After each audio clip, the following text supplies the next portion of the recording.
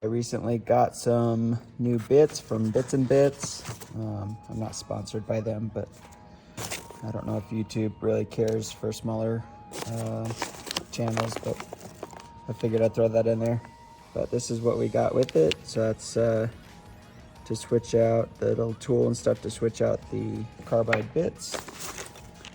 And then, so this is the bit inserts. And then the actual glue joint bit.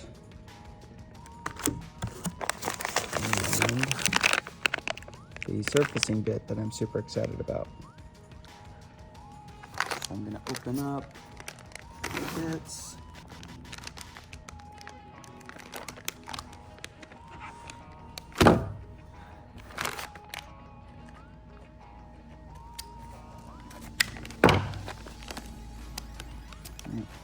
Probably didn't work.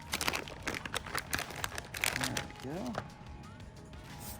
So like all their bits, all the Whiteside bits, they come in this wax, which is great to protect it. Make sure that they've got a little bit of oil on there.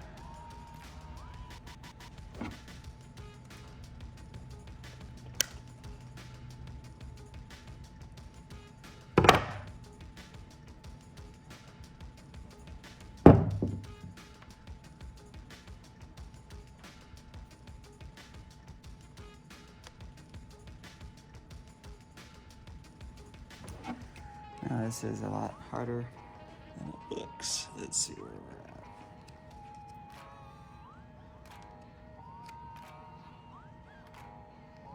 There we go.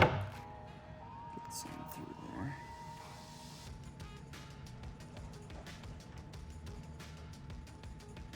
And the reason why this facing bit, why you would go get something like this is because it's really specialized to doing, bigger areas of flattening and stuff like that, cutting out a little bit of material.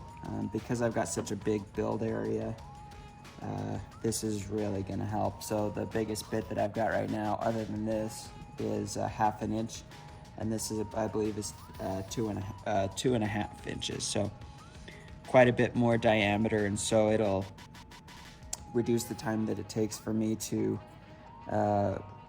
face or surface something by 4 or 5 times. So one thing I wanted to show you is that the difference is that this has the Carbide bit, so you've got the kind of silver. You've got the silver right here and then the black right there, so that's a Carbide bit that can be switched out, and it's actually sharp on all 4 corners, so you get a lot more tool use, and you don't have to keep machining out this big chunk of metal.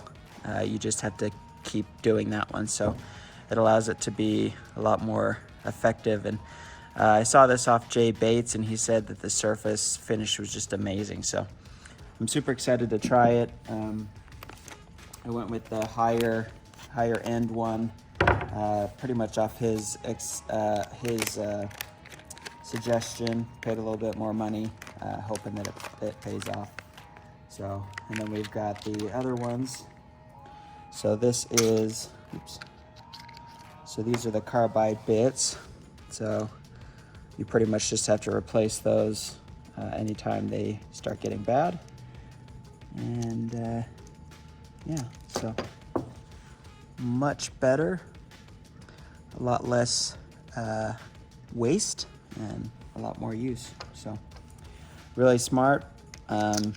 Props to the engineers that came up with that design. It's super improvement. So yeah, super excited to try those out. Probably get a video of facing later on. Let's see. So this one is the glue joint. So the reason why I got this is to be able to join together materials. A lot of the materials that I've been using, they haven't been like slabs, so they come in certain sizes. They're not raw, so they come in certain sizes, and so depending on what I want to do, this will be able to allow me to use that kind of already processed or machined material, and then put it together. So it's one bit, and you do the one shape. You take a piece of material and put it this way, it'll cut the pattern in, and then you take the next piece and flip it upside down and cut it in like that. That way they'll mate together. So this will be a great option for joining those pieces of material to make a bigger slab. And the reason why they call it a glue joint is because instead of just like a butt joint where they just peg up to each other and there's only that much surface area, these kind of fit together, and then you have the surface area between the grooves, and it makes the material act more like one instead of two different pieces, so it's harder to, you know, separate it going this way or that way. So smart thing, hopefully that'll work, do really good for me. And then coming back to this little tool, same thing. So you've got a little star pattern. I guess you can't really see that in this particular light. Let's see if I can get the right glare. So you can see the little hex pattern in there in the screw. So that's what you use. And yeah, so Bits and Bits, hitting me up or hooking me up with Whiteside stuff.